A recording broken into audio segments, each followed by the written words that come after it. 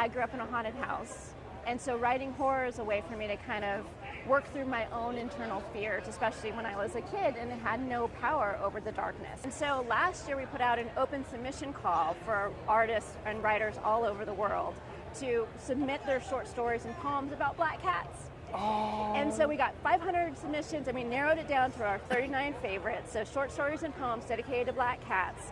We've got horror, we've got speculative fiction, we've got dark fantasy, we've got a little bit of sci-fi, a little bit for everybody in there. And this is called They Hide, short stories to tell in the dark. So you weren't kidding, you were inspired by horror, like the dark and the horror and everything. I grew up in a haunted house, and so writing horror is a way for me to kind of work through my own internal fears, especially when I was a kid and had no power over the darkness. So now, as an author, with my pen, I get to control the monsters.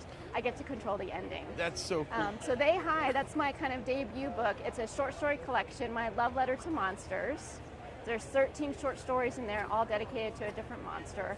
I wanted to see if I could write a witch story I hadn't seen before, or a vampire story I hadn't seen before.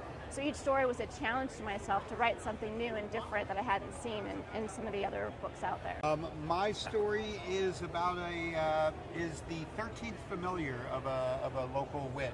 Nice. And it's just about the life and times of what it's like to be a familiar in that sort of life. Another sort of kind of YA story about a black cat.